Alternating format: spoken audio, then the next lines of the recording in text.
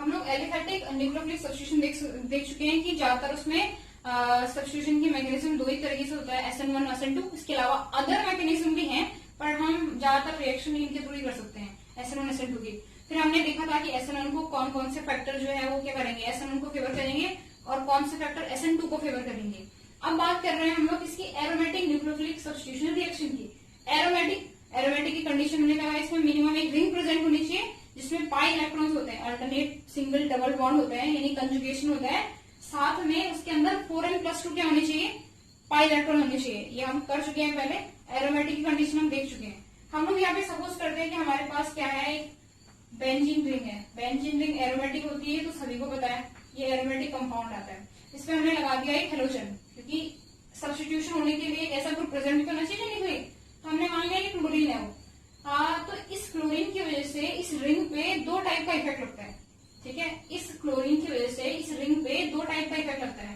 पहला कौन सा, पहला लगता है उसको बोलते हैं इंडक्टिव इफेक्ट। इंडक्टिव इफेक्ट में क्लोरीन, क्योंकि यहाँ पे जो कार्बन प्रेजेंट है, यहाँ पे कार्बन ही तो होगा, ये कुछ इस तरह से है ना इस टाइम पे,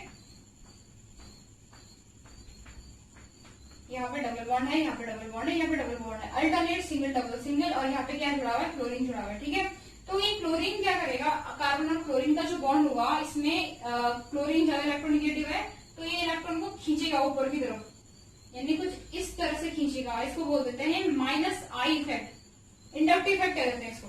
क्या कहते हैं, इंडक्टिव इफेक्ट। इंडक्टिव इफेक्ट में जो ग्रुप होता है, मोर इलेक्ट्रोनिगेटिव ग्रुप जो होता है, वो इलेक्ट्रॉन को अपनी तरफ क्या करता है, इंड्यूस करता है, पुल करता है, ठीक है। दूसरा जो इससे इफेक्ट लगेगा, क्योंकि बेंजीन एक एरोमेटिक रिंग है जिसमें डिलोबिलाइजेशन हो रहा होता है, तो क्लोरीन के पास क्या होता है, इलेक्ट्रॉन पेयर तो है नहीं, कौन से लोन पेयर है इसके पास। क्लोरीन के पास ऑलमोस्ट 7 इलेक्ट्रॉन है, केवल एक बॉन्ड बना रहा है। इस टाइम पे इसके पास 3 पेयर है। 3 में से एक पेयर ये क्या कर सकता है, बेंजीन रिंग की तरफ ले सकता है, क्योंकि इसको खुद को भी स्टेबिलिटी मिलेगी उससे। तो ये क्या करता है, इस तरह से रेजोनेंस में इलेक्ट्रॉन डालता है, जिसमें इलेक्ट्रॉन का मूवमेंट होगा। एक बार यहाँ पे निगेटिव चार्ज रहेगा, एक बार यहाँ पे, यहाँ पे। ये स्ट्रक्चर अभी हमें पढ़ने नहीं है, लेकिन हम क्या समझाना चाह रहे हैं, यहाँ पे कुछ इस तरह का हमें यहाँ पे स्ट्रक्चर मिलेगा। यहाँ पे डबल बॉन्ड आएगा, ये इलेक्ट्रॉन इधर को मूव कर रहे होंगे, इसको हम ऐसे भी लिख सकते हैं। और यहाँ पे क्या आ रहा है, Cl पॉजिटिव।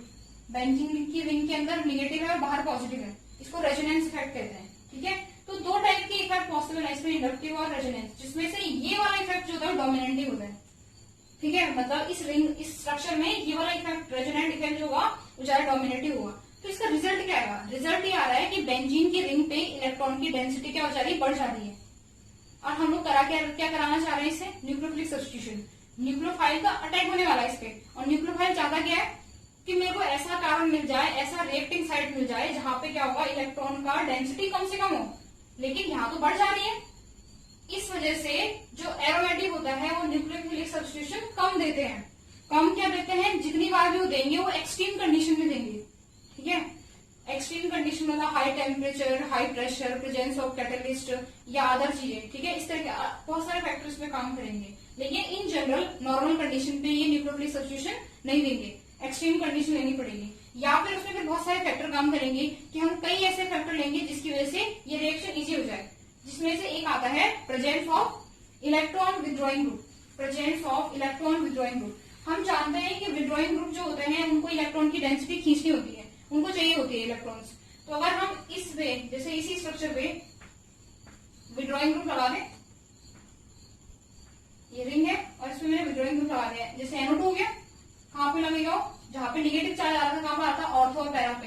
तो हमेशा ऑर्थो पैरा पे लगाने होते हैं, जैसे मैंने यहाँ पे लगा लिया या यहाँ पे लगा लिया, या अदर ग्रुप, जैसे हमने CO कोई ग्रुप लगा लिया कार्बोनिल का। ये सारे क्या होते हैं, इलेक्ट्रॉन विथड्रॉइंग होते हैं। जैसे ये विथड्रॉइंग होंगे, इलेक्ट्रॉन खींचेंगे, यानी इस रिंग की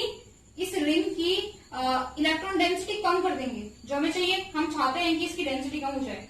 तो बहुत सारे फैक्टर में से एक फैक्टर जो होगा, जो इस रिएक्शन को फेवर करेगा, वो होगा प्रेजेंस ऑफ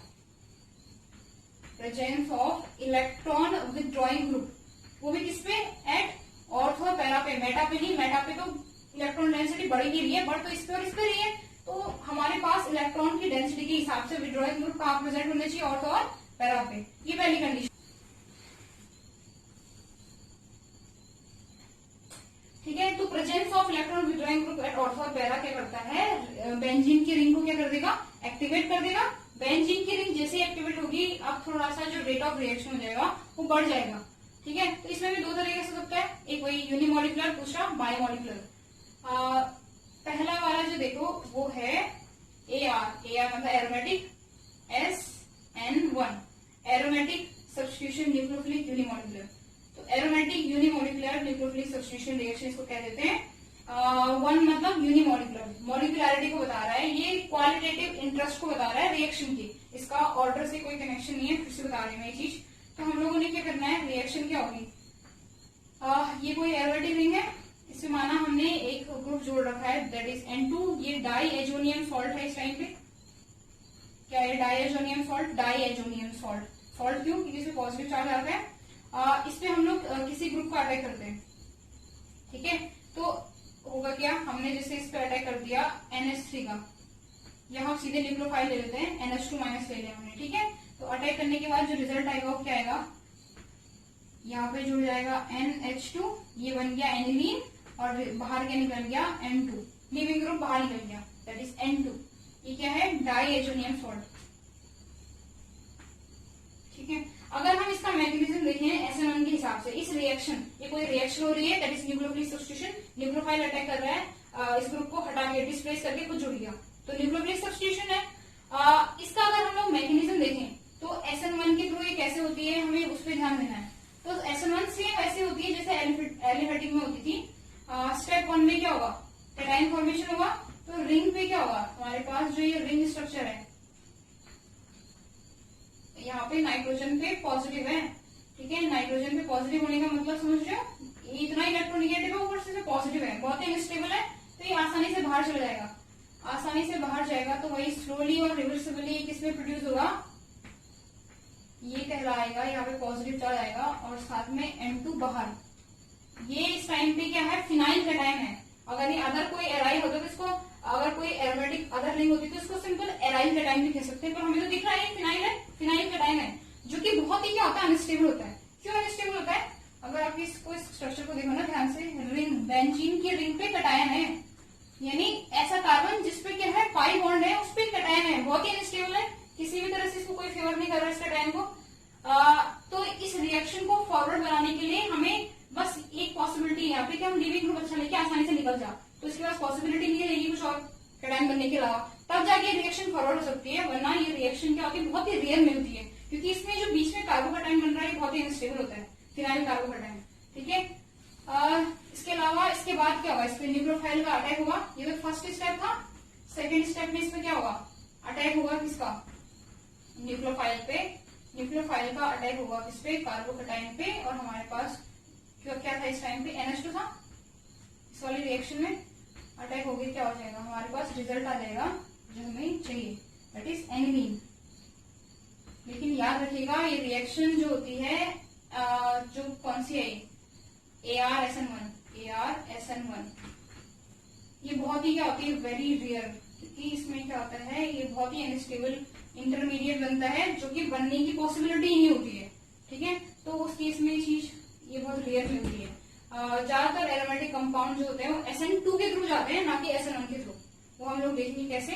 लेकिन ये वाला रिएक्शन जो होता है बहुत ही क्या मिलता है, रेयर मिलता है। क्लियर हो गई बात, ठीक है, तो ये खत्म हुआ यहाँ पे, ये था पहला टाइप था AR-SN1, दूसरा है AR-SN2, एरोमेटिक का दूसरा type AR-SN2, aromatic bimolecular substitution reaction. ठीक है, न्यूक्लियोफिलिक सब्स्टिट्यूशन रिएक्शन। तो सेम वैसे ही जैसे एलिफेटिक होता है, ये भी कंसिडर्ड मैकेनिज्म से होगी, एक ही रिएक्शन में क्या हो जाएगी, एक ही पार्ट में क्या हो जाएगी, खत्म हो जाएगी। पहले हम इसको देखते हैं कि कौन कौन से फैक्टर जो है इसको स्टेबल कर रहे हैं।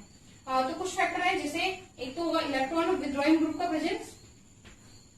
इलेक्ट्रॉन विथड्रॉइंग ग्रुप का प्रेजेंस क्या होगा, इस रिएक्शन को क्या करेगा, स्टेबल करेगा। ठीक है, ये पहला हो गया। हम लोग पहले वाले की बात इसलिए नहीं कर रहे क्योंकि पहले में तो रेयर मिलता है उसपे। ठीक है, उसमें कार्बोकैटायन तो बनेगा ही बनेगा, चाहे हम लोग उसपे क्या लगा लें, विथड्रॉइंग ग्रुप लगा लें, इसलिए वो रिएक्शन रेयर मिलता है। लेकिन SN2 जो होता है वो थोड़ा मिलता है एक्सट्रीम कंडीशन में।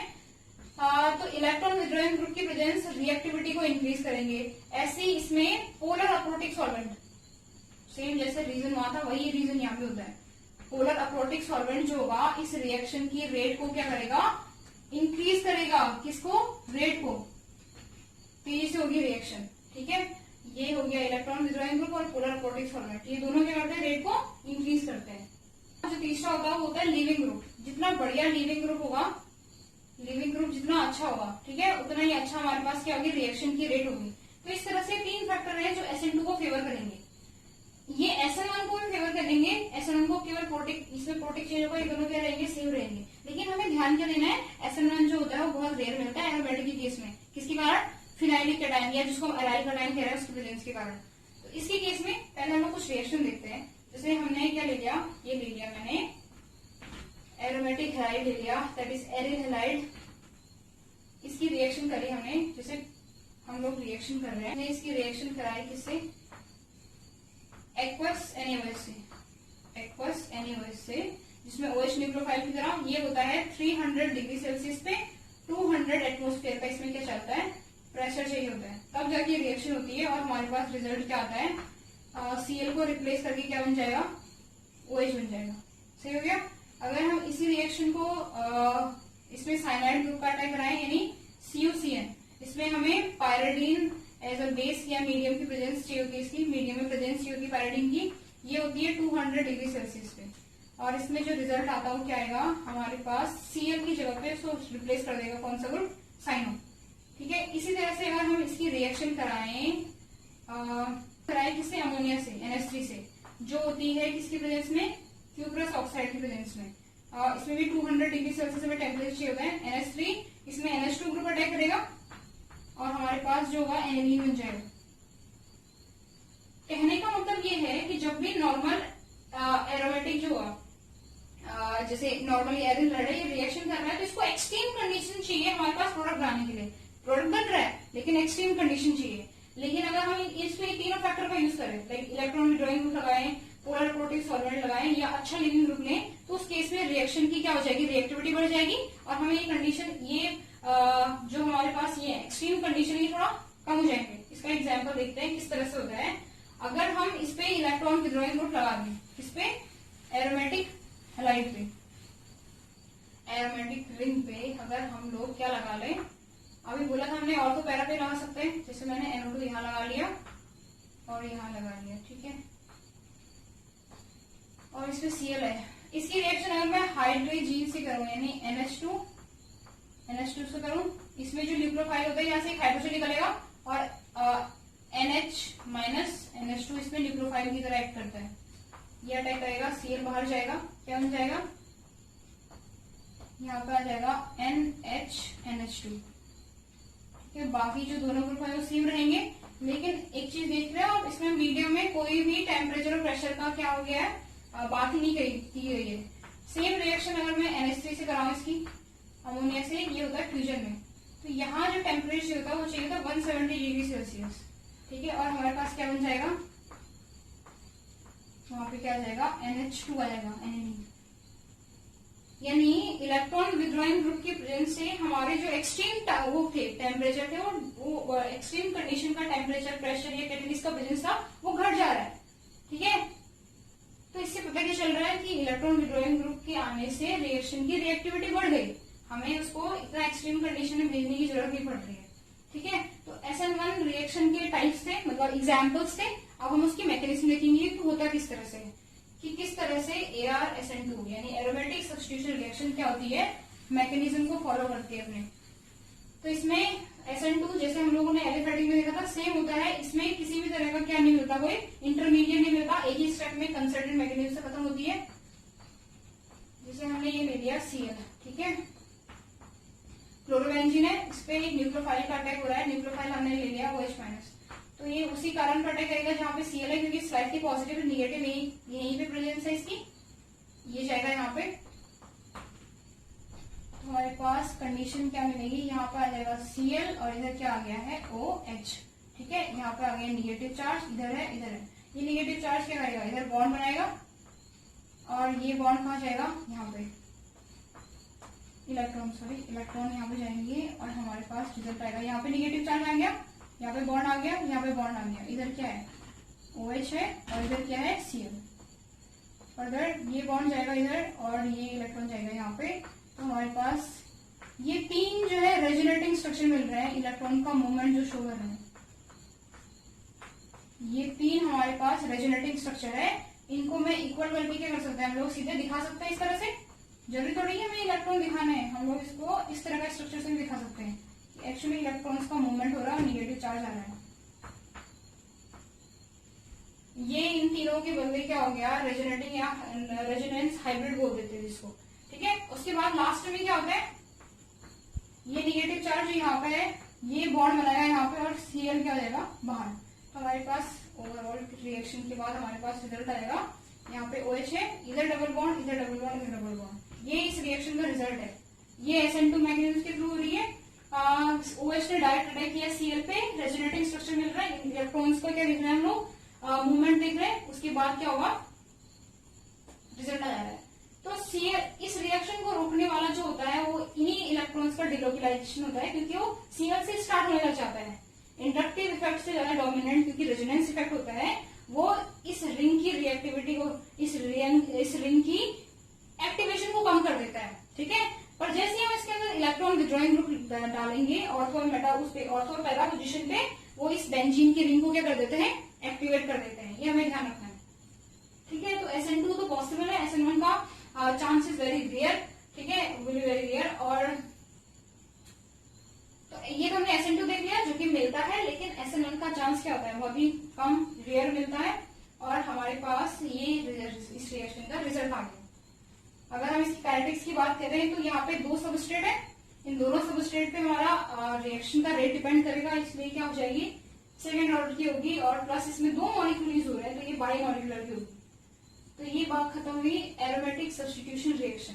क्या डिफरेंस देखा हमने एलिफेटिक और एरोमेटिक में।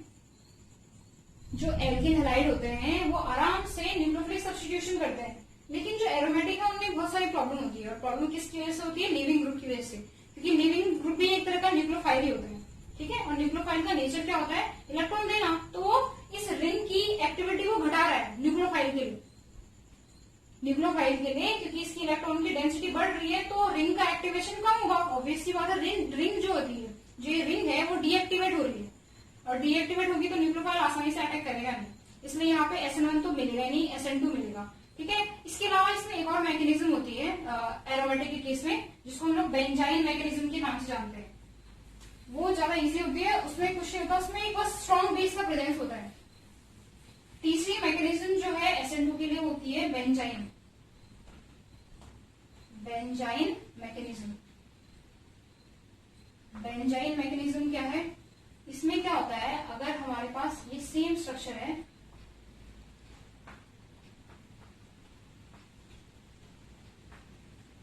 ये हमारा सबस्ट्रेट है, ठीक है। और इस सबस्ट्रेट इस तरह के मीडियम में क्या होना चाहिए, इस मैकेनिज्म के लिए कंडीशन ये होती है कि एक स्ट्रॉन्ग बेस का प्रेजेंस होना चाहिए, तभी जाके मैकेनिज्म होती है। जैसे स्ट्रॉन्ग बेस आएगा, बेस जो होता है वो प्रोटॉन को ले जाना पसंद करेगा अटैक करने से, प्रोटॉन को ले जाएगा, तो ये बॉन्ड आएगा यहाँ पे। जैसे ही बॉन्ड यहाँ पे आएगा, कार्बन क्या करता है, इसको छोड़ देता है। उस केस में हमारे पास जो इंटरमीडिएट बनता है वो कुछ इस तरह से बनता है, इसको कह देते हैं हम लोग बेंजाइन। उसके बाद रिएक्शन में जो मीडियम में जो क्या होंगे, न्यूक्लियोफाइल प्रेजेंट होंगे, जो कि एक्चुअली NH2 ही होते हैं, वो करते हैं इस पे रिएक्शन। अब इसमें जो होता है 2 टाइप की पॉसिबिलिटी होती है कि या तो यहाँ पे अटैक करे और न्यूक्लियोफाइल यहाँ पे करे। दोनों टाइप्स में ज्यादा डिफरेंस आने रहा है, सिमेट्रिक स्ट्रक्चर है। डिफरेंस केवल तब आएगा जब इस पे क्या होंगे, कोई और ग्रुप भी प्रेजेंट होंगे। इसलिए इसके हिसाब से हमारे पास 2 टाइप का स्ट्रक्चर पॉसिबल है, तो दोनों एक जैसे हैं, बात एक ही है। NH2 यहाँ पे हो, यहाँ पे क्या हो रहा है, रिंग तो सेम ही है, ठीक है। लेकिन जब इस स्ट्रक्चर क्या होता है, असिमेट्रिक होता है, उस केस में तुम्हें देखने को मिलेगा कि 2 टाइप के बॉन्ड आएंगे। इसको इन दोनों को रिजियो आइसोमर्स कहते हैं, रिजियो आइसोमर्स। डबल बॉन्ड के अराउंड जो स्टीरियोकेमिस्ट्री मिलती है उसको रिजियो आइसोमर्स कह देते हैं, डबल बॉन्ड के अराउंड। तो ये क्या होंगे, रिजियो आइसोमर्स, ठीक है। तो आज हम लोग इसको यहीं पे खत्म करते हैं। ये हो गया हमारे रिजियो आइसोमर्स, आज हम इसको यहीं खत्म करते हैं, ठीक है। नेक्स्ट अगली क्लास में